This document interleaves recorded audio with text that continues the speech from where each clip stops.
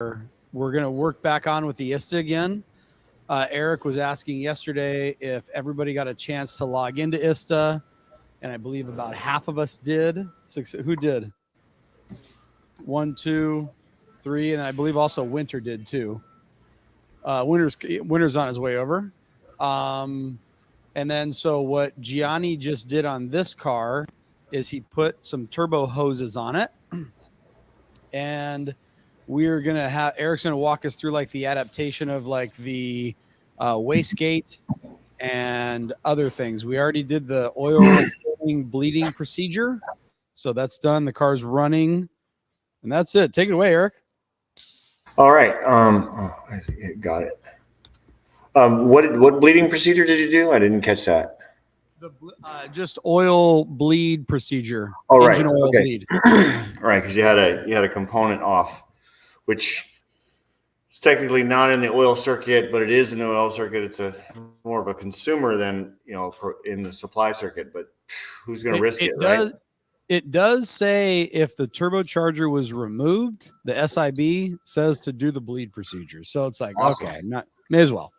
Yeah, no, absolutely. When in doubt, do it. That's those engines, N20s and M55s. Yeah, I think you should do the bleed procedure for everything, just about. All right. Well, glad to be back, guys. So I was talking to Nico yesterday, and just asked how many of you had gone through and just logged in, and I realized that I had 3 different layers of information going on there. The A layer, which is the just get me to the fault. How do I get faults? The B layer, which is the great stuff that saves time, but not everybody really cares about that. And then the C layer, which is next level stuff, which kind of ties it all together, which is nuanced. And unless you get a handle on A and the A and B levels, it doesn't really even matter. So it came to my attention that we didn't really establish a good A level. So we're gonna keep it A level today. So on last week we were just talking about how to launch ISTA, get a short test started, get the fault, and get the guided fault finding. That's the goal. So I'm going to do that again. And Nico explained to me that the path you guys took was not the path that I told you 2 paths, but not the one that I recommended. So I'm going to show you the recommended path. All right. So I'm going to minimize. Do I pull this up on my screen? Or are you guys looking at the ISTA computer in front of you, or are you looking on the screen? We're looking at ISTA, but I think Jax has to make the whole the ISTA live over here. Or do I share my team viewer? You could share yours team viewer, and Jax could make whoever. Yeah, I would share your team viewer. Okay. All right. Because the other one's nothing's coming up on the other one unless you're controlling it. All right. Screen sharing. Oh, you know what it says? It says that I'm backstage. Only the host can see it. We're on backstage, Jax. Yeah, so I can add you in there, but there's nothing there right now. Oh, there's okay. Nothing there. See it up on screen? Oh no. No. That's right. Oh, you know what I did? Okay, never mind. Shoot. I did this last time too. I cannot get this. It says, I choose to share the team viewer screen, but it's not what I want. I just want to basically, there. Are you guys looking at it now? On the we don't see ISTA's not pulled up. No. Oh, but you see your desktop, right? We see the desktop just on the little mini desktop. Right. So I'm going to start from here, the icon. So hold on, you guys are only seeing a little. This is the just black desktop. We're seeing the black desktop, but ideally it's up on the big screen though, and it's not on the big screen. Yeah, that's what I mean. It needs to be in the show. So I need to come back in and share, I guess. Let me come back in here. Okay, so I don't know. Okay. select the window. We're going to just do the whole screen. All right. Okay, now if I just minimize this. Now, big screen, small desktop. Yes? No, you're still not in the on the big screen. No, Okay. it's still not on the big screen. That's interesting. So I'm sharing my screen, my whole screen. Oh, here. Let me just do this.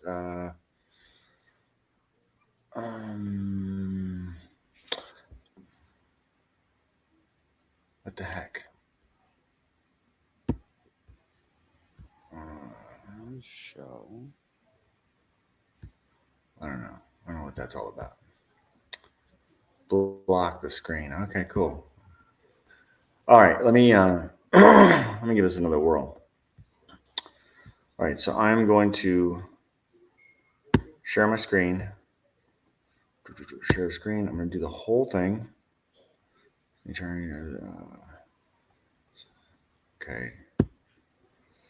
All right, we're going to do the whole screen. Entire screen, right? Okay. So now do you see it like cascading into forever? Is that what you're saying? No cascading. Are you trying to do something different this week than last time? No, I was just trying to get the screen up. I mean, I guess here. If I minimize this, okay, are you looking at my desktop now? Are you looking at my desktop? No. Okay. Well, we can see you, but okay, hold on a desktop. You have two monitors? No. Okay. No. Allow it. Allow screen. And okay, yeah. There we go. Screen. It was just there. It was just there, Eric. Oh, it was? Yeah.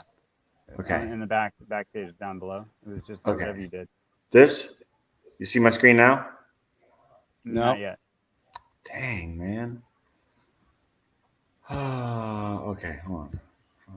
Let's go back over here. Okay. So this is up. Okay. Do it again. I'm going to present, share the screen. There's some, I don't have the allow button this time. Just why don't you refresh your browser? Could be a browser issue right now. Okay, is that the Mozilla browser? Or is that your browser? Because I'm on that. I'm working off of that desktop. You could do yours because you're controlling yours. The feed is coming from you. That's unless you want to log in to the Otis, and then no, it has to be from you. Okay. You're sharing that. Yeah, try doing the select, do the entire screen, and then say allow. Yeah. There it is. Okay, down here. See? There now it's cascading. Okay. All right. Now you have to figure out what if I open that up. No, that's not what I want to do. All right, so if I minimize this, you see just the desktop? There it is. Okay. Yeah, because that's what I did last time, just minimized it. But okay, so or I could go to my desktop and then pull up the team viewer. I think that's what I did last time too. Either way. All right, so you guys, this is your desktop, the one that's in your workshop, and you can see that icon, the TIS, is right in the middle. So you just hit that, taking it from the top. And this should launch it. No, I've never done. Only when you replace it. Okay, so it's already got us logged in, which is nice. You don't have to say okay. The login will automatically populate for you. So we're going to start. We're going to go to the tool. We're going to go to ISTA, AOS, right here, this drop-down menu. And we're going to select ISTA, the vehicle diagnostics. Right, so this one right there. So, okay, so of the people who did this last week, who did it this exact way? Okay, so far we're on the same page. Yeah, I think the deviation is going to come once we launch it. Okay. All right. So go over to so you hit that ISTA menu, then we'll go over to the start button. It's going to be green. We're going to hit start. And those little downloads will happen, and ISTA's launching.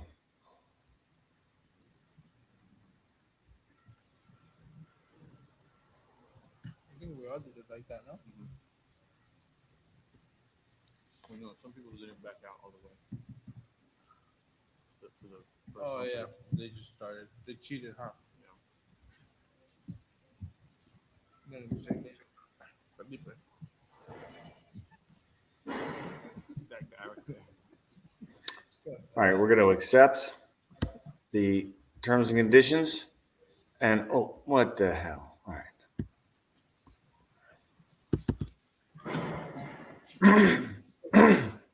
Okay, this is where things could go different. I think from how many of you went over to cases? Next. I can't see you. So anybody give me a count? How many? Okay, half. How many of you went over to Two of them did cases. how many went to the connection manager? I don't know what you're looking at right now. They don't. Everybody says no. They didn't use the connection manager. Can you see that circle up in the upper corner or upper part of the screen? Upper right, upper left. Upper right. Next to the home button. You guys can't see that. No. Okay, cool. That's great. So I'm using this presenter that is not presenting anything. Okay, cool. Well, here is the. I'm gonna. Yeah, the mouse is there right now. So this is the preferred path for a couple of reasons. If ISTA has just had a software update, there's a very good chance that the ICOM will need a firmware update as well. And you would have to come in the connection manager to do that. If you come in over here where it says cases, when you start a case, it'll open and the connection manager will come up and it'll open the same way, but you can't do anything in the connection manager related to the ICOM because it's not open for that reason. It's open for a connection. So you have to back all the way back out. So to avoid any dinking around, I always just go right up here next to the home button. This is the connection manager. And this is the same button you'd use if you wanted to disconnect and go on a road test. So you open the connection manager, then your ICOM will show up here. You need the key on? Oh, the key's not on. It just needs to be plugged in. It doesn't even need to see a key at the moment. Oh. So there's a pretty good chance it's not plugged in. ¿La comida? ¿O no?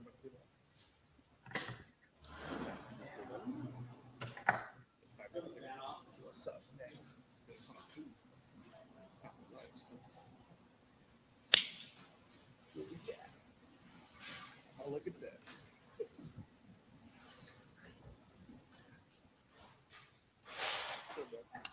I wonder.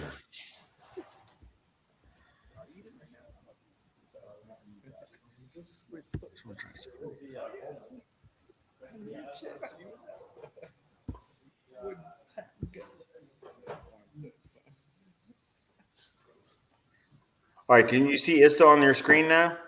Same? Yeah, no, we see ISTA on the screen. We don't have to think what Okay. Do you see the presenter now? Is a circle there? Yeah. It is. Okay.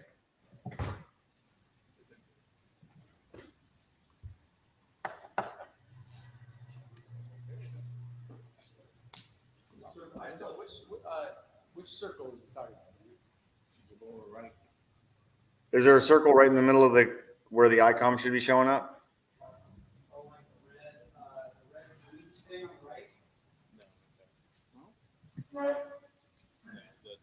Right now he has a mouse on it. There's a little house with the two icons. I don't see a circle. I don't think it's. It looks like a square. Okay, so it is. So the presenter. See, the presenter is supposed to put a little circle around everything. When I point, I can see it on my screen, but you guys can't see it. So that also explains what was going on last week. I thought you guys were seeing all that cool stuff, and you weren't. All right. All right. All right. The ICOM is plugged in. Okay. There it is. All right. So what I was saying in the connection manager, if software had just been updated and the firmware needed to be updated for the ICOM, opening it from here, you would see that right from the get-go because it would say firmware. And then you would select it. Now it's selected, you've got buttons down here. Oh. So,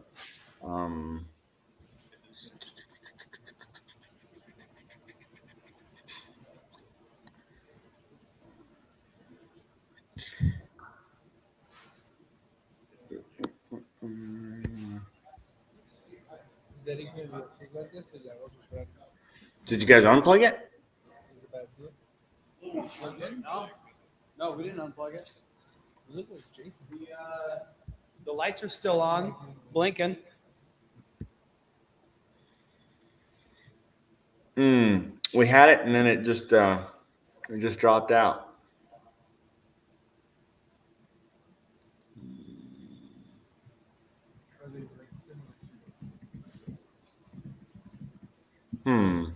Let me make sure it's plugged in. Yeah. There's a chance that it wasn't all the way in the 16-pin connector, or the Ethernet cable falls out of the ICOM occasionally.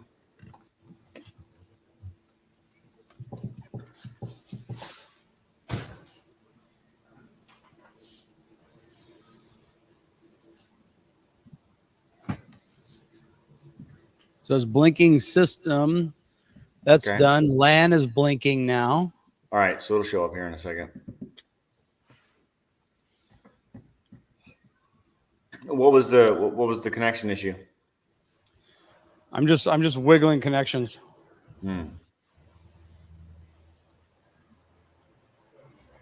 Okay, so there it is again. All right. Oh, and now we're on DHCP. That's great. So before there was no real system connection. I know that because of the IP address that popped up here. You had a 162 last time. There's a 192. So you're on DHCP. It's free. If it needed firmware, when you selected it, you can now see these buttons here at the bottom of this box: configure and establish connection, and over on the left side, cancel. If it said firmware, you would just push configure vehicle interface. It'll give you a couple warnings. Say yes, don't touch anything. It'll do what it wants to do. It'll disappear. It'll come back, and then it'll come back as free. And once it's free, select it like we've done here, and then in the lower right corner, establish the connection. But if you came up on cases over on the left side, that you see that tab that says cases right underneath the piston. If you come up there, you can also select, read out vehicle data and then complete vehicle information. And at that point, the connection manager will pop up the same way and you will see the ICOM. But if it's not free, you can't do anything about it. You can't select it and configure it or do anything. You have to back all the way out of the application and then start it again and then go to the connection manager directly. So just save yourself some time. Just open the connection manager, grab the ICOM, hit connect, and it's going to connect to whatever vehicle it's connected to. And at this point, it's a little bit of a waiting game. You look at the information on the screen. Oh, it's a N26 engine, so this is SULEV, and what kind of equipment it has in it. Or you could rifle through their glove box looking for CDs you want to burn. Nobody does that anymore, or ever. But just taking a look at the vehicle information, you're just kind of waiting. When's the last time it was updated? Been a while. So it hasn't been updated in 6 years almost. Ooh, okay. All right. So once the identification ends, it should jump us right over to the control unit tree. We can look at the vehicle equipment tab. I mean, right now it's not letting us move around and do anything. Kind of locks the screen up. So see if there's any open campaigns. Look over here in the lower left corner, any open campaigns.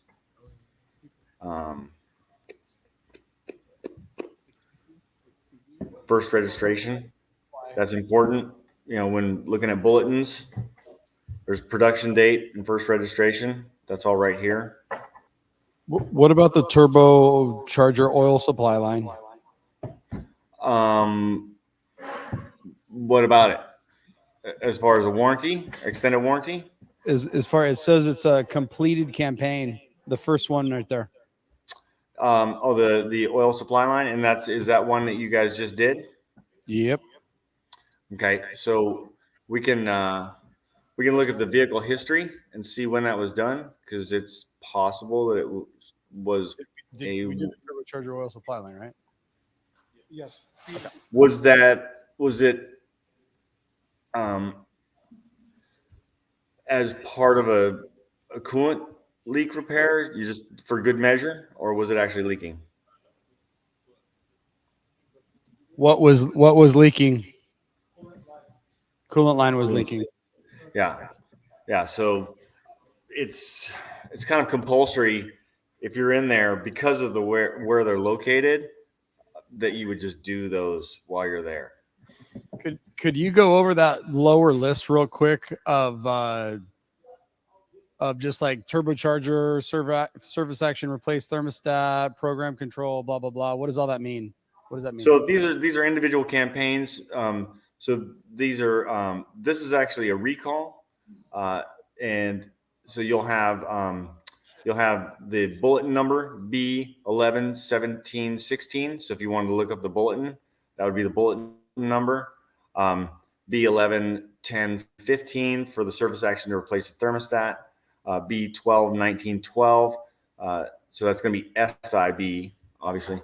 Program the control units, OBD2 electric coolant pump. So all of these are defects that were discovered in the course of during the course of warranty, active new vehicle warranty.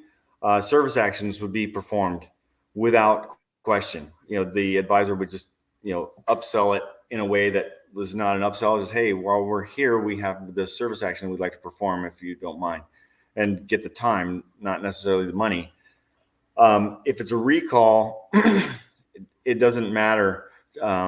There's no time limit, and there's no you don't have to be the original owner or anything like that. It's a recall. So that's a National Highway Transportation Safety Administration mandate that these vehicles be certified that they've been repaired, and that means that they have to come through a dealership and registered as that repair being performed or the inspection being checked off.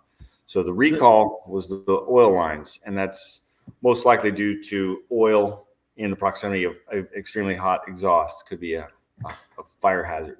So if we were wondering if a recall was done on a car, we could just pull this screen up and it would let us know that number was completed or not. Yeah. There's actually a better way to look at. Still got us locked down with this current context. So you scroll down. There's actually a better way to look at the recalls, service action, and vehicle service history with regard to repairs performed inside the dealer network, and that's on air. If you come into air, you actually get the campaign list, and then you also get the service history as a separate window, which they started implementing about a year ago. so we could actually look at it. Before that, it was never available to the aftermarket. So that's all service, customer pay, and warranty pay and recall. Okay. Yeah. So if they're outside of warranty and outside of maintenance, and they recommended doing an oil change, and the customer declined it, that shows up on the history. If they do the work, it shows up on the history. And you got to take that with a grain of salt. The declined repairs really depends on if the advisor did their job and input it as a lost sale so that the system recorded it and it made it into history. If the advisor just said, meh, I got 25 other cars I got to write up, I'm not going to write in all this other crap, then you might not see the recommendation that was declined. But a lot of them are you're seeing that as well, which is pretty cool. All right, so the vehicle test is ended. And just so you know, this little bar graph up here, that thing has to be away, it has to be gone before you can do anything on the next page. You can go to the next page and look at faults, which is, we're just sticking with the A level stuff. We're just getting right to the faults. So it did the vehicle test, and now we're going to display the faults. This is in the lower right corner. Oh, no. I pushed the calculate test plan too early. Sorry about that, guys. I'm going to back that up. It's a big, fine test plan. Won't you back that thing up? All right. Go to vehicle management. And go back to fault memory. All right. So fault memories. So that was from the bus outline, the bus, topography page. The lower right corner, display fault codes. That brings you to here. Now you can look over here. You can see which ones are present. Do we have anything that's present? Parking light front right is faulty. It's a good thing we caught that on before it shoved out. The DME AHM transmitter. So there's an issue with the trailer module. Does it even have a trailer module?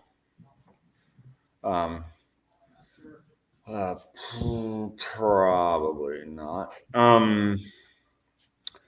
So that's something's going on there, but that's current. And if there's something you want to look at specifically, we've talked about freeze frame data. Let's just pick one of these. We said let's map thermostat, clamped open, unknown. And they just did a recall on this. What the hell? We'll look at that one. So I highlighted it, and these are the key things you need to keep in mind in ISTA. Anything you want to do, you got to touch it, right? And then go down to the lower right corner. It's usually touch it, lower right corner. But in this case, we're going to go lower left corner. So we're going to touch it, and we're going to display the fault code. Okay, and now here we can see some details. So it gives us the enable criteria for the fault. Temperature condition, coolant is below 40 degrees C on startup, no predetermined time, other preconditions, cold start, driving speed greater than 30 kilometers an hour, ambient temperature higher than negative 10 degrees C, stationary heating is switched off, control unit voltage between 9 and 16 volts, terminal 15 on, so the ignition is on. And then the fault is entered within 10 seconds. So if it's present, it's 10 seconds. And then this will also tell you if it's debounced. That means if it checks again, and if it's not there, it'll remove it. So if you see that, fault is debounced, and it'll give you a time frame, 1,000 seconds or something like that. But this is not debounced. So once it sets, it sets. Measures in service, this is what the test plan is essentially going to run you through. Check the lines, the plugs, the connections between the following components: the DME, the coolant temperature sensor, characteristic map thermostat, replace the coolant temperature sensor, replace the characteristic map thermostat, breakdown information. So if it was towed in, if required, power reduction, maximum actuation of the electric fan. So if it was stuck closed, it was overheating, it's going to start reducing power consumers, which will also reduce the alternator output, which will reduce load on the engine, which will reduce, heat. Fan's going to go to maximum. And then service instructions, an externally heated up engine, for example, through stationary heating may cause incorrect diagnosis. So they want some airflow through there. If you're just sitting there and there's no airflow, if this is a stuck open concern, oftentimes when they stick open, they don't stick open very much. And if it's just sitting there idling, it may not be enough. Once you start getting some airflow through the cooling system, you'll see the temperature drop off, usually below 70 degrees. All right. What's going to happen? The customer gets to see the mill. So all this information is right here on this page. There's some details. Here's your freeze frame data. Not a lot to say about it here. So these are somewhat implausible, right? System context, each time it happened. So terminal R. So Alex, real quick, Eric, on this car, Alex just brought up the car was this car 2 weeks ago came in for a thermostat code, and we did a thermostat and a water pump. They declined the coolant leak from the turbocharger, and then it got towed back in overheated because of the coolant leak from the turbocharger. So we've done the turbocharger coolant leak. Did we ever reset the codes for the other thing? Yes, We did. So then it came back on. I wonder if it came back on because it overheated. most likely. Well, it was 1,000 degrees. Yeah. Oh, was there a temp that it recorded? Yeah, Oh, it's not plausible. Yeah, 1,000 degrees. So outside temperature, negative 1,000 degrees. So that's implausible temperature, right? So we can't really look at that. RPM when it's set, so pretty low RPM. Unfortunately, we don't have a temperature range that it was looking for. But you can see here that we're on the upper side of the charging scale. 14.3, 14.4 being average. We're on the upper side of that on average, so it's something to think about always. All right, and then so this if we go back here to the this is not currently present, doesn't show us anything. So if we want to go next, we could just run through all of the faults real quick. Let's find the one that's active, currently present. Here we go. Parking light. Well, if let's say you did some work on the parking light and you didn't want to clear all the faults, right? You could just go update, and if the symptom changed, if it's not currently present, it'll go ahead and change the status right here with update. So you can tell if the fault has been rectified or if you've made a change to it through some testing. This is a handy little feature that most people don't look at. This is that B level stuff that I can't resist adding. All right, so this is where but this area, display fault memory and details, is where you're gonna see your freeze frame data for whatever it's worth, right? And this is a body control module, so there's not gonna be a lot going on there. But just so you know. All right, not currently present. Maybe it is now. Update it. All right. Go ahead and close that. Okay, so we looked at the faults. Let's say we just want to work. That's B level stuff. We'll come back to that. From here, we just want to, we want to get something going. Some guided fault finding. I want to do as little thinking as possible, and I want the brilliance of BMW's warranty administrators to guide me through this repair with ease. So I'm going to push calculate test plan. And the test plan is calculated based on the number of faults, the system that has stored the fault, and its priority with regard to vehicle operation and safety.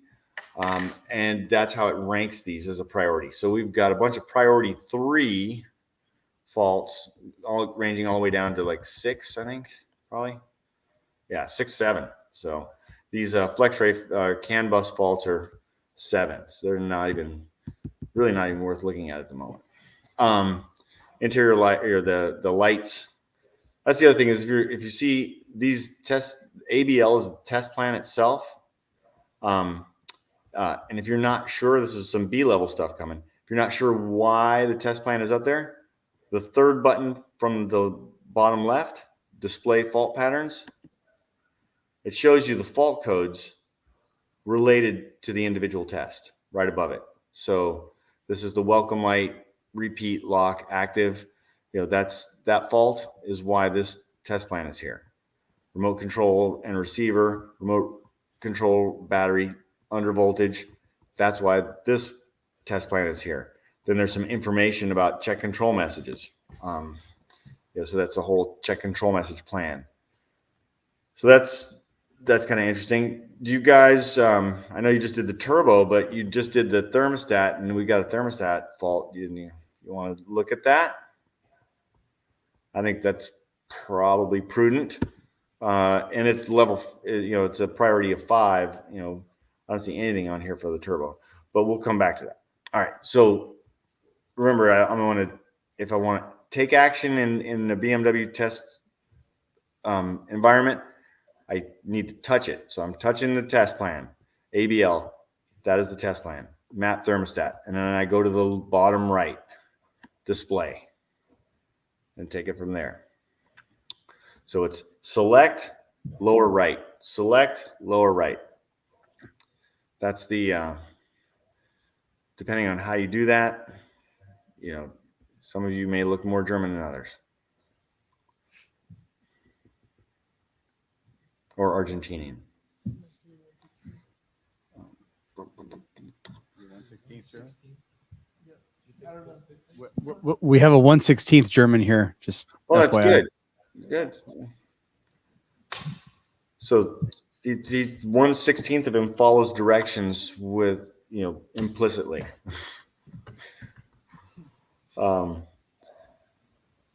Okay, so the test plans almost always start with the fault itself, and they display the same data that we just looked at in the display fault area.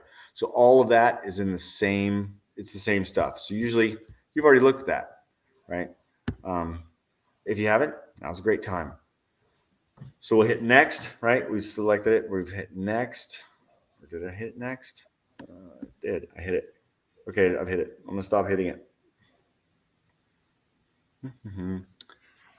You should probably turn the power supply on. Yeah, we've got a little power supply on it right now, but it looks like it's not keeping up. We'll put the big one on. It's not bad, but it is going below 12.6. All right. So the fault has been entered in the fault memory. Has the following complaint been received from the customer? Low heater output or malfunction indicator lamp in US vehicles. Have you gotten that concern? No. Well, I mean, technically, the guy with 1/16 German probably said, yes, we did a week ago. But only a 16th of him was saying that. So the rest of them just kind of overruled it. So technically you did, and you've actually exacted a repair to that effect. So we can go either way. Let's take it from the top. And that's the other thing. When working through ISTA, the German way, start at the top and work your way to the bottom in order. Top to bottom, left to right. We get the wiring diagram over here. This is B-level stuff, kind of. It's like A.5.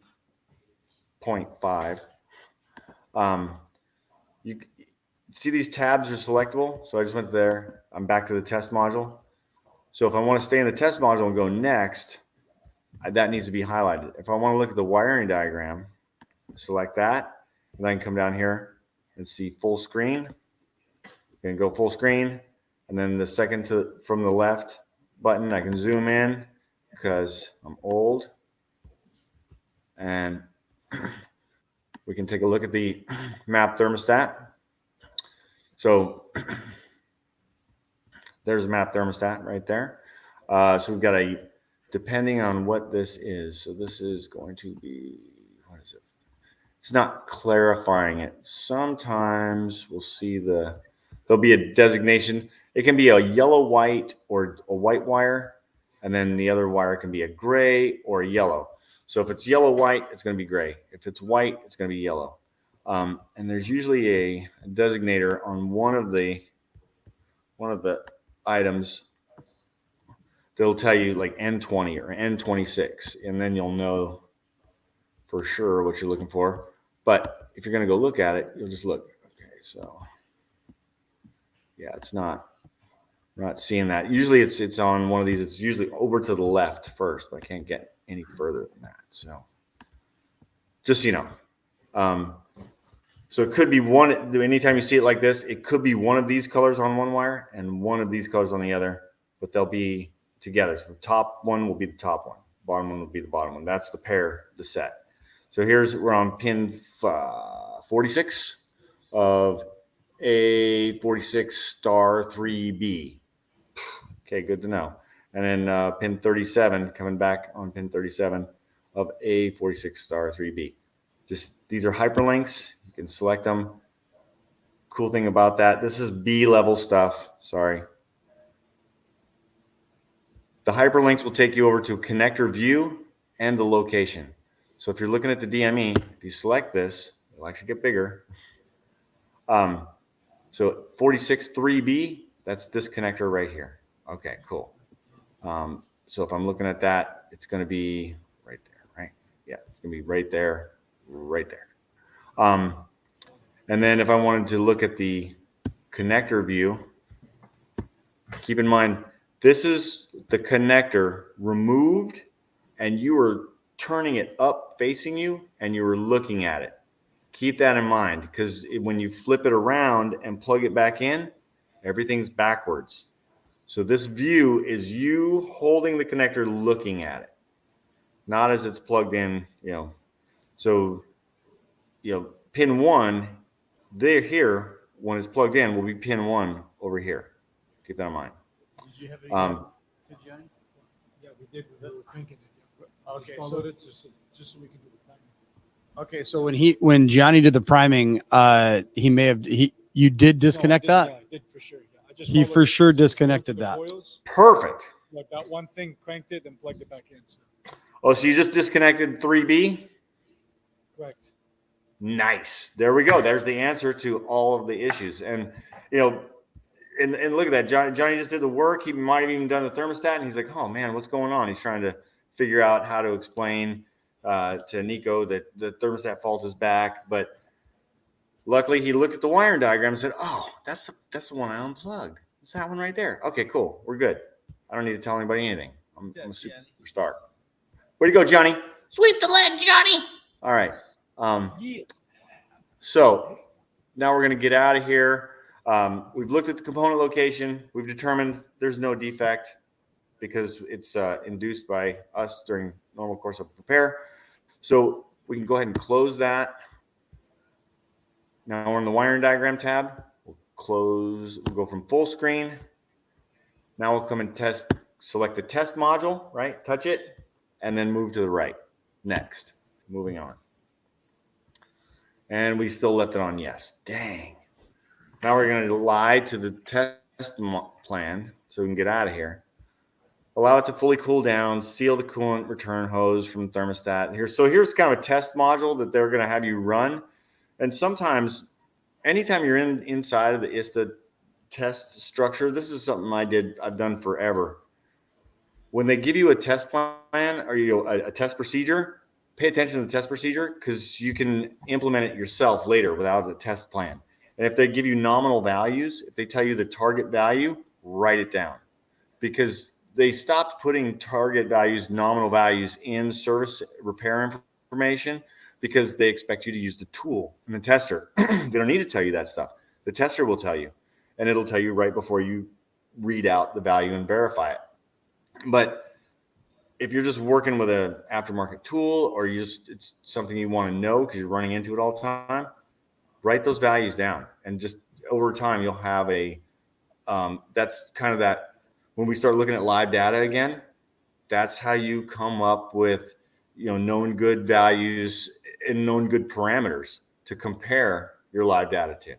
Is nominal values that are in these test plans and the test procedures. And, so it's going to have you detach the return hose and seal the clamping pliers to the transmission coolant exchanger, releasing the quick release coupling, open the screw plug to the coolant expansion tank. Check whether coolant is constantly escaping on the transmission oil cooler or heater. So it's looking to see if that thing is stuck open, right? You got to open coolant thermostat. So still too hot. Oh man, we'll pick it up again later. We're out of here. End of test plan. Good job, Johnny. All right, so working through, that was how to get into ISTA, read faults, look at faults, get a little more detail about them, calculate the test plan, associate the tests that are offered to you with the fault codes that were on the page that we looked at, and then work through a test plan with some B-level stuff, right? There's a couple of things. I'm gonna back up here for a second. And also, how do we clear the fault codes from here? So there's a couple ways to clear fault codes. Obviously doing a whole blanket clear is accepted if you've done repairs or induced faults, and they don't have smog tests coming up. That's something to consider. If you didn't do any work in the engine compartment, and you had a whole bunch of body faults, do you want to just clear the whole thing and wipe out all the monitors, especially if it's a diesel? That could take a while to return. So let me give you a couple options to do that. So we'll go back to vehicle management tab, right? So the service plan is the calculated service plan, right? So you always move across the top for the tabs, and then you go to the next tab. So this is the test plan here. If there was a programming plan, it would be here, and it's going to calculate that for a while. We're not going to look at that. So go to vehicle management. I just want you to look at fault memory again, defaults there. Now, let's just say there's a ton of faults happening, but what you're focusing on is just like the last few days, right? You don't need all these. We're going to filter right here at the bottom in the center. We're going to filter some fault memories. And we'll bring up the cursors. And we'll move these things all the way over here. We just want to focus on these faults right here and apply it. And now we're just dealing with the faults that happened in the last week. All that other crap doesn't matter. So if you're trying to figure out if you want to scale down a test plan to what's relevant based on a customer concern, you could do it that way. I don't use that feature very often. So we cancel that, and it should. Turn the cursor off and apply. Now we've got them all back. Now, if you wanted to go through and clear individual faults, right? So rail pressure sensor permanently stuck. Oh, that's it's not present. We've got a bunch of DME faults, right? But I'm gonna use the scenario that we're trying to clear something and not wipe out the DME, the readiness monitors. So if you had a fault in the central gateway module right here, right? You've got this fault, this CD0487, and you've worked through the test plan, and you can disregard it. If you wanted to get rid of it, you could just wipe out the whole car right here, delete fault memory. That's going to wipe out everything. It's going to clear everything right here from this screen. And then it'll go and run another vehicle test. And then if there are no faults, you will not get the button to come over to the test, to the fault code screen will not be active. If there are faults, then it'll be active. And what's that look like? So if you just want to delete everything, you can delete fault memory right here. The button right next to the display fault code, delete fault memory. That's going to clear everything. And it'll take you all the way back over to the control module tree, right? and it's going to run another short vehicle test.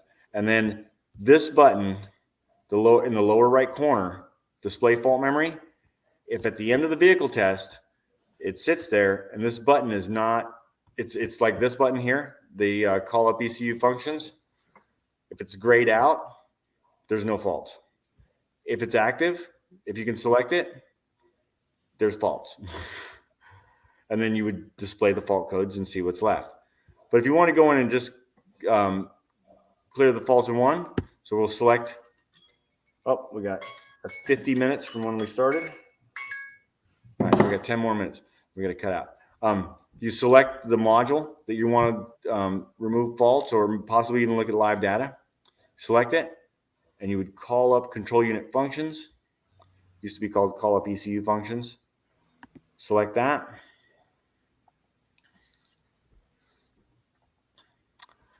All right, cool.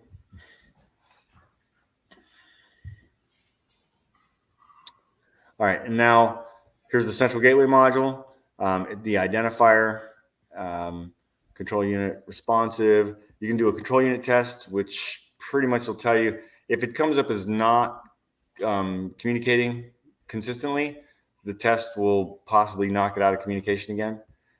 Software information is here. Hey Eric, I just thought of something. Yeah, we were going to run through that wastegate we reset are. procedure. We're going to do that real quick, but let me just clear this fault real quick. So if you're going to do something, if you're going to clear the fault here, that's a component actuation. And here we can delete the fault memory, right? And we can activate it. Okay, there it is. Just Murray's activator. It's gone. Diagnostic requests are here. If you just want to look at stuff there. Yeah. So we're going to close out of here. We've done what we wanted to do. Now, fault memory. Now that fault will still be there, possibly, right? Yeah, should still be there unless I do another vehicle test, and then it'll be gone. Now we want to run the wastegate actuation test. Just because he took it off, I don't think it's needs an adjustment. But so we're going to be in vehicle management, and then go down to right below vehicle management, function structure. Select function structure. Function structure breaks up the vehicle into powertrain, chassis, body, driver assistance, and functional wiring diagrams, which are totally not functional at all. They're crappy. So here we're going to go into powertrain.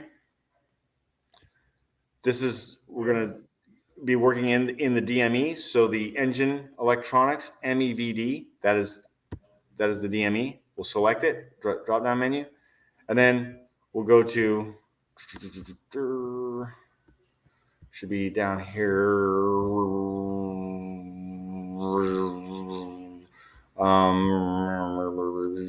Interfaces. What am I missing here? Oh, system. Wait. Interface. It's air supply. Right. So we're gonna come up here. All right. Charge pressure control. If we weren't sure, so maybe you didn't know that it was an air supply and charge pressure control. How long would that have taken you to kind of dick around with this? If you're not sure, select the whole thing, and it'll pull up all the tests. Right? If you can efficiently drill down, good.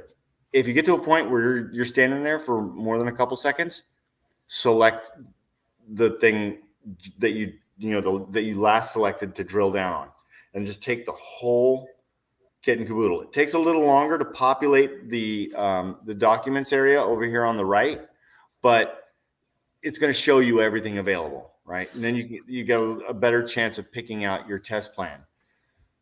Is this ideal? Is it efficient? It's not as efficient as the guided fault finding, but if you know what you're looking for and you know that there's a specific test you want to get to, then this is your best method to get there. A lot of people say the text search is a great way. It's got to be exact spelling, and it takes a while to populate as well. Since it just pulled up everything right there, Mm-hmm. can you just summarize all the things that it just pulled up right there?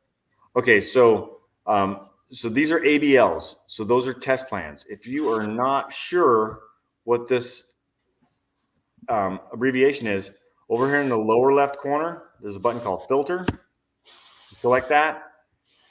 This is basically the description of everything that could be displayed. So I always select all, right? So I want to see all available documents. So if we look at the ABL, that's a procedure or a test plan. If we wanted a wiring diagram, that's going to be an SSP, which will be somewhere over here. There it is, wiring diagram, SSP. So that's a wiring diagram.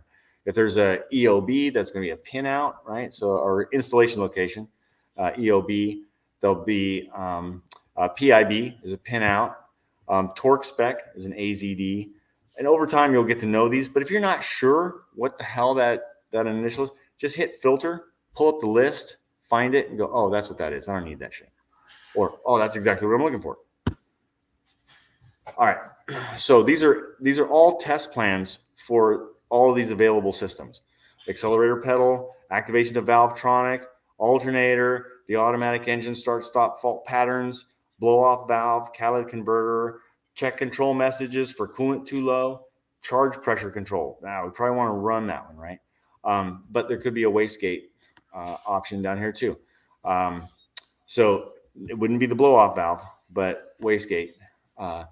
So all of these test plans in alphabetical order from top to bottom for just about any, for all the tests for the engine control or engine management system.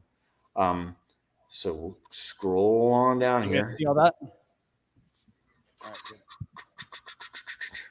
So we'll just keep on. Oh, here, mixture adaptation. That's a good one. That's So very are you popular. looking for wastegate right now? Yeah. Okay. There we go. Wastegate valve. There's a test plan for it. It's the very last one. What do you know? But they got Vanos valves, Valvetronic wiring harness test plans. So the voltage supply to the DME, the 5-volt sensor supply. Those are all great test plans, right? In their own right. But we're looking for the wastegate test plan. There's also a service function. There's usually accompanied with the test plans, you're going to get functional descriptions of the system that is being tested. But if you want to just look it up for yourself, FUBs are functional descriptions. So all these functional descriptions of each one of these systems, and in the functional descriptions, great nominal values. And then REPs, these are repair procedures, checking the function of the vacuum system, removing and installing the actuator for the exhaust flap, installing the wastegate valve. Oh man, that's replacing the wastegate actuator valve. All right. And then wiring diagrams, air supply, reasonably good band, depending on your age. Alternator, crank sensor, all of these wiring diagrams. You can pull up the wiring diagrams yourself. We're going to go and let's just play with. So select it and then display. Select lower right corner, display. So now we're opening this test plan.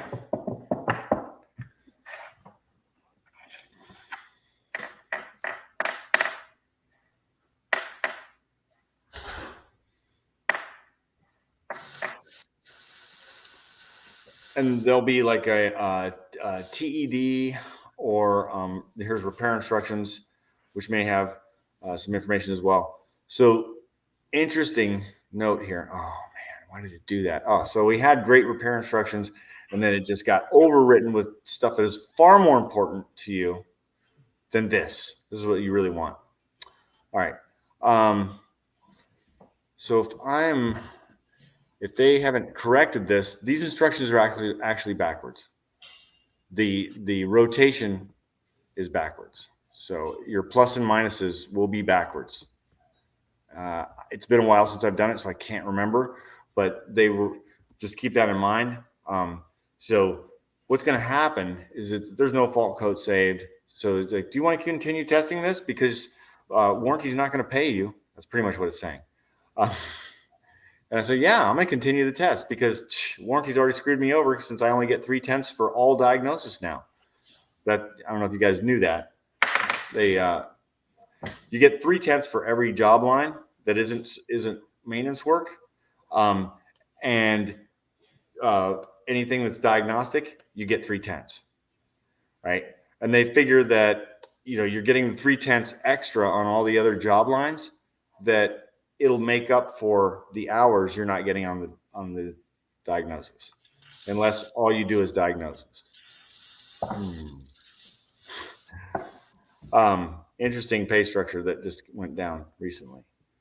So When did that go down? last year, end of last year, beginning of this year. It's fairly recent. It's really crappy. Really, really crappy.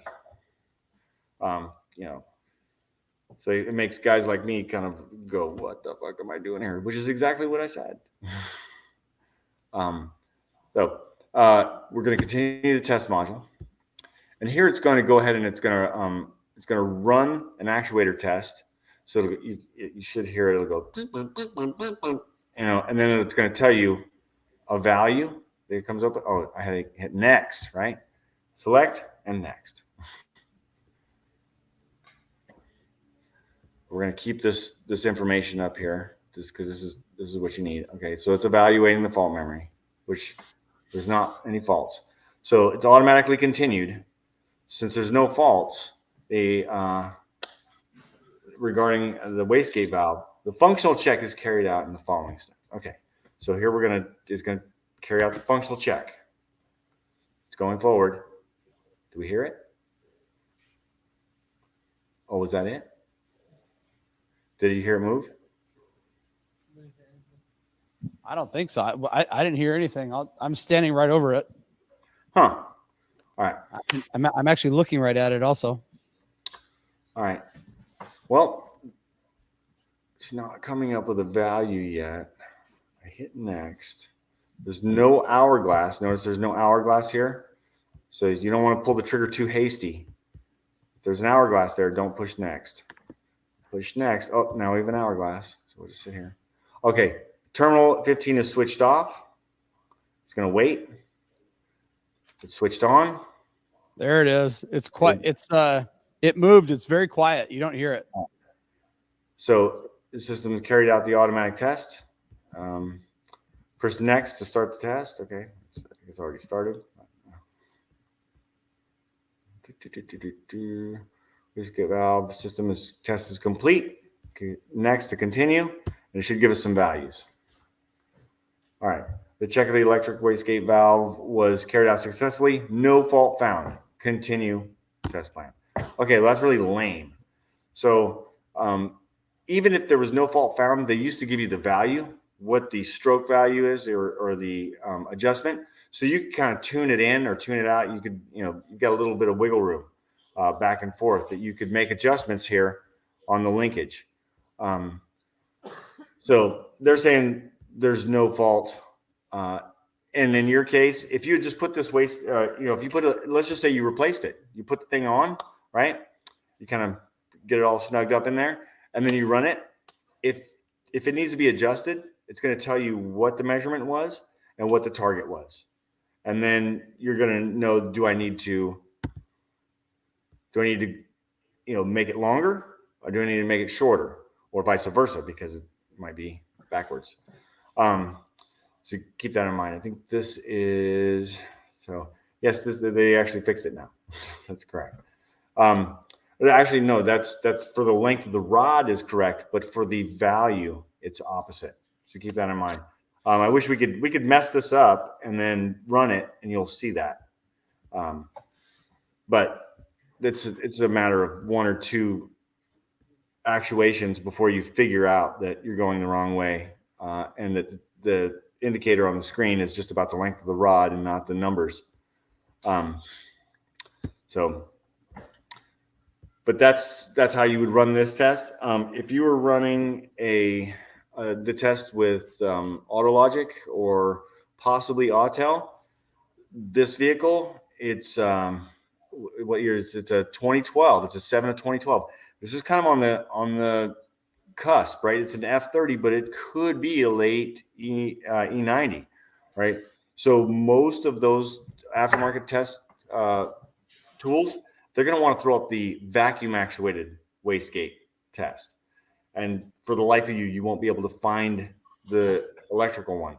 So you're going to have to come to ISTA. ISTA will always give you the right test plan. If you need test plans and more of them, this is where you're going to come. Less test plans, you go elsewhere. So we're going to end the test module. Select to the right, and we know that wastegate is adjusted. There's no defect, and just because I would do that anyway, just if I had the turbo off, I would run it anyway, so that later they can say, "Oh, well, did you adjust the wastegate?" Like, no, and I didn't need to. Right? I got the proof. That's another thing you learn from the dealer is cover your ass with facts. So we've got a diag code there that indicates that I did the work. And if you look at the operations report, it'll actually show the time frame that I was in there. So if I was in there for only 2 seconds to get the diag code, I know that I just went bing, bing, bing, bing, bing, until it said what I wanted to say and I got out. That will not fly. They will not pay you for that. So we're going to go next. Continue. All right.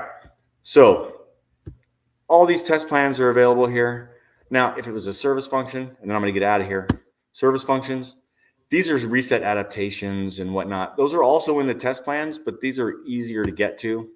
Powertrain, engine management, adjustment programs, adjust the wastegate linkage, adjust the injectors. This one actually might be a different test, actually. I think it is. Just display it real quick. That one should give us the values. So we'll go through super fast.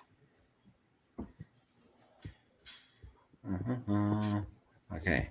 And we're going to carry out basic setting. Okay. Basic settings, blink. So that's under service functions, and I'll show you where that is again in just a minute. It's evaluating. There's no faults. You want to continue. Please wait.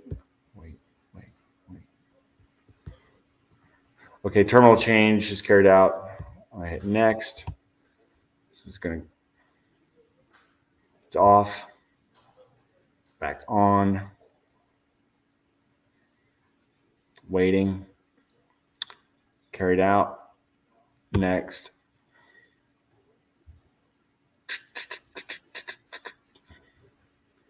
Next.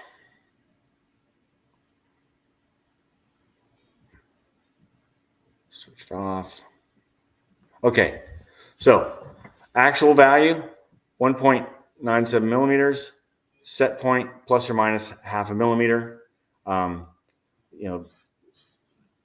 So that's we're within a half a millimeter of the adjustment, right? So 0 to half, right?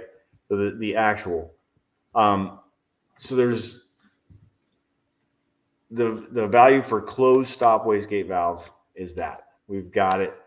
So you can adjust the wastegate valve linkage according to the repair instructions, right? Which we talked about over here. So, and then repeat the measurement.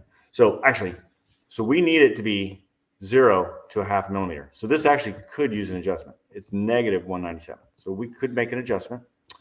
Come on over here. Loosen up these nuts. Get all loosey-goosey on it. Okay, let's get and then we'll come down here. Oh, they just eliminated the plus minus on this one. That's fun. Or maybe it's down here. There it is. Okay. So you would, I would tell you that to get this, you're probably going to want to go one. I'd do about 1 turn on the plus side. That's what I would do, just to give it a shot. And then I would tighten it down, and I would run this again, right? So continue the service function, repeat the measurement, or end. But keep in mind, if you took the measurement, this measurement value is going to be on the final report, so they can see what kind of crappy job you did or really good job you did. Yeah, so this is that time where you ask, is it we have a car that works perfectly good, And do we want to fuck it up or not? Right. Yeah, I mean, you got 1.97 mil, negative 1.97 millimeters of play. So it's kind of, you're going to wear your pivot pin a little bit, but it's not going to rattle, right? Yeah. Does anybody know if this car rattles? It does. The wastegate rattles. So Okay, so this is 0.75 is one turn. So I would have, I was going to throw one on there and just see what comes back, right? Because within half, so it does rattle. All right. So hold on. When do you hear it? You only heard it when it was removed. You can't hear it when it's on. Okay, not when the car's running, you can't hear it. Okay. when it shuts down. Is it on shutdown? Is it on shutdown that you hear it? Did you hear it at all ever? No, they didn't hear it. It was only when it was removed, then it rattled after they had it. After they had it removed. After they picked it up off the floor from dropping it, it rattled a little. Yeah, we can mess with it right now. I mean, you can mess with it right now. But that's where we get into, we're now tangent on B level stuff. This is kind of 8.5 level stuff. Yeah. But you definitely need to work on this. Now, what we can do is we can minimize this. Notice what happened? I minimized the test plan so I can go and do some other stuff in here. What other stuff might you want to do? You might want to look at the operations report or something like that. But if you need to get that test plan back, over here underneath the wrench, there's these little papers, cascade of papers. Select it. These are all the test plans you've run. These are the ones that's currently active. Select it, and then display, lower right corner. Select, display, boink, and it's going to come back to the test plan. Right now, if you minimize this test plan and you want to go look at data in the DME through the call up ECU functions, can't do it. It won't let you. I won't display anything because it's already occupied with this test module, which is kind of crappy. Because if you were doing a dynamic drive startup and you wanted to look at the pressures in the ARS system, that would have been a great place to jump over to look at it, right? You used to be able to do it with the GT1 in the function structure while the service function was running. You could jump over and look at the data real quick. They've taken that away. So, we're running up against what? It's 133 over here. So we are that went off a while ago. So we're 5 minutes over from the total time when I started. Let me just get us out of here. I'm going to close this out. You guys can come back and you can get yourself back into this test module. It should be closed in a moment. Oh, I should just end it right here. I was stupid. I'll just end it right here. Too late. Don't close it like that. Just end. If you have the option to end it, just end it. Or do that. And then it'll show up as a black dot. Okay, so I shut the whole thing down. Now, what if somebody wants to say, hey, well, what did you do? Where's the report? The default codes? Did you get diag codes? Did you get any values for the procedures you did? Oh, yeah, I did. I don't have them, but I got them somewhere. Yeah, I looked at them. So we can go to cases, go to closed cases.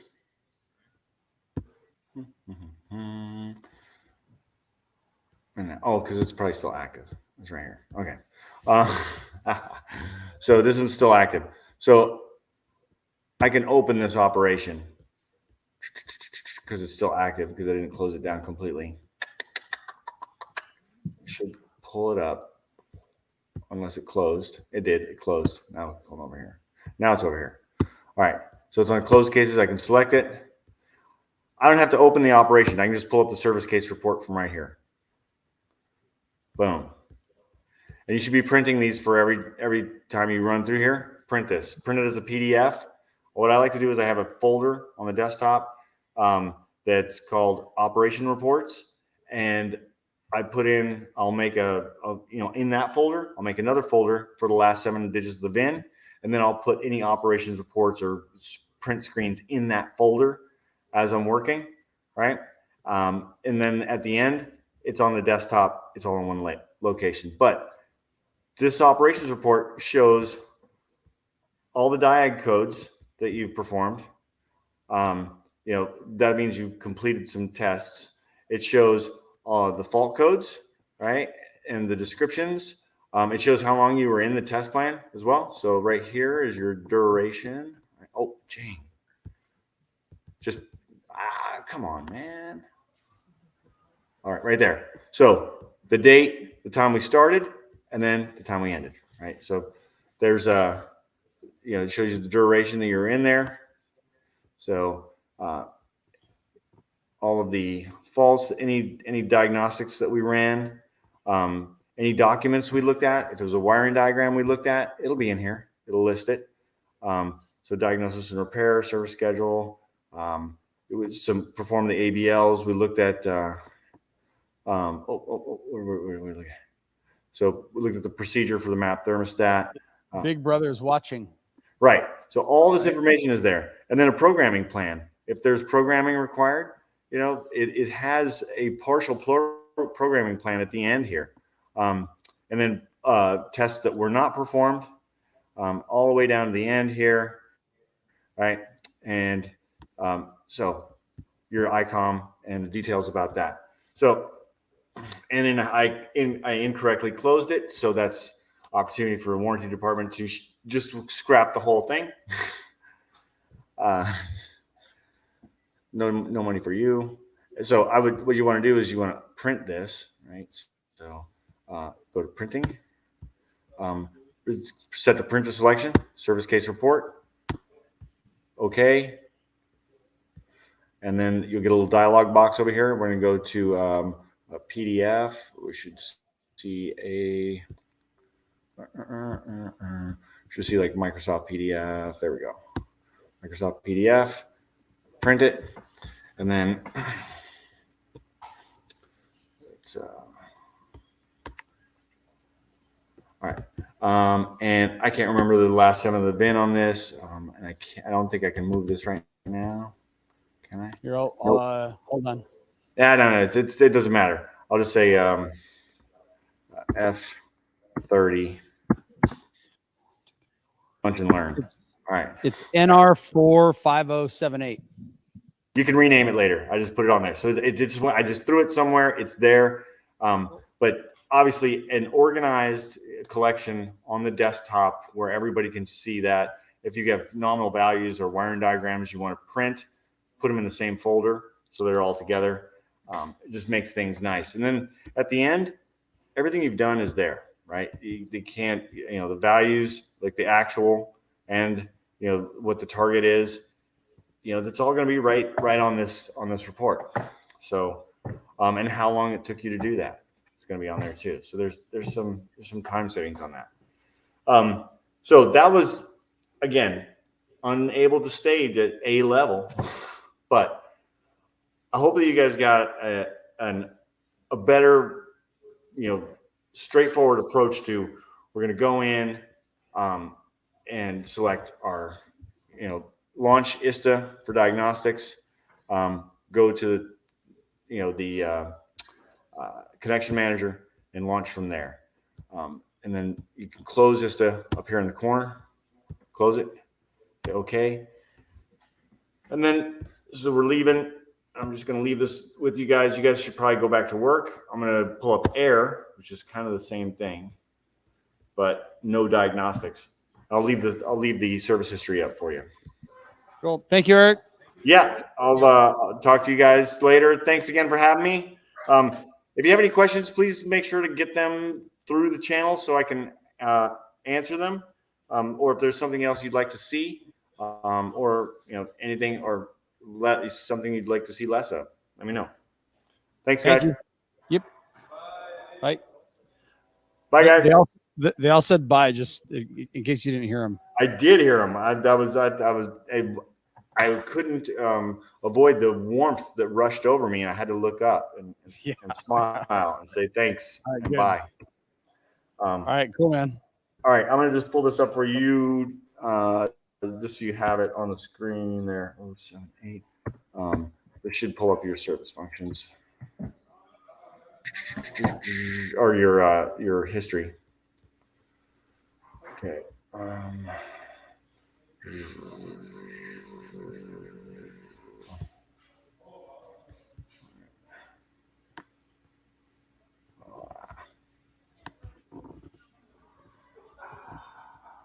So on air, all the campaigns are right here at the top. Right. So, technical campaigns, there are no open campaigns, right? So if there was something open, it would tell you. Your nav map, the last one that they authorized and sold is right there. And then you come down here, and now here's all your history. Here's your service history right here, right? January 20th, they did oil, air filter, spark plugs, microfilter. They did all that stuff, but did brake fluid flush. Man, you should be asking them why they didn't give you all this money. Who, the BMW dealer did it? Yeah. So our reports won't show that. I don't. It shouldn't. It's entirely possible because everything we just did on ISTA goes into the BMW server. So that information, everything you perform, all the work you performed, goes into the aggregate of that vehicle's service history, right? I'll go check. I'll go check and see if we did that in January of 23. January. Yeah, January was that's a great way to kick off the year right there, right? It's a lot of service work. Yeah. And then 5/8/21. So that was January 23, right? Yeah. Yeah. So I wonder if they came in. I wonder what this job was. So what's the job? Okay, so here they did set tire pressure, check tire pressure. So you can hit these and look at each job line on top of the service.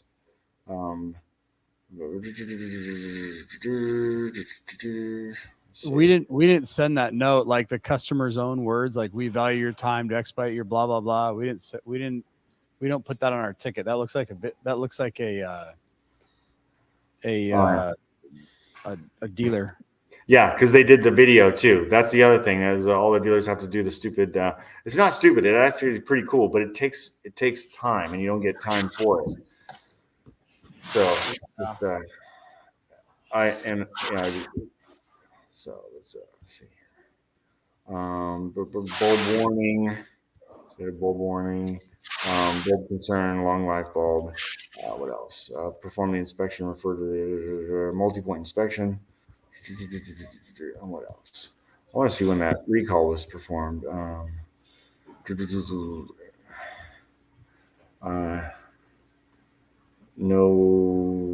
nothing. I don't know what that is. No details. So this is all about how the dealer inputs the details. Some of them will actually show that the service is due and have a job line that was declined, which is awesome. But all this is, any history that was written. The thing is, okay, there we go. So I know we've worked on this car quite a bit, so I'm gonna go cross check it with our records and see what we did. All right. Repeat visit, no. Customer states that the drivetrain malfunction light came on and was driving poorly shortly after the check engine light came on. Customer pulled over and turned off the car and turned it back on and states that blah. We don't get to see the rest of that. But when was that? That was a while ago. I think that was several years ago. I think we're in 21 right now, or no, 2020. 20. Yeah. So it's full on COVID. Yeah. We're going to the dealer.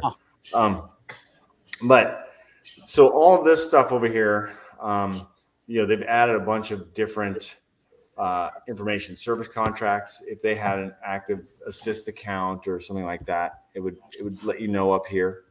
You know, special information, which is just campaigns, and VIN-based goodwill, whether they're eligible or not. Any technical campaigns, that's all at the top. So nothing is available. Now you saw on ISTA, it listed out each one of the campaigns and whether or not they were completed. That used to be how it was on air all the time as well. Same box with the same, completed or open. Now they don't show the campaigns listed. So, to really get that detail, I guess you would have to stay on ISTA. Nice. Well, I got to run over here because we got to get some stuff going. Thank you very much, Eric.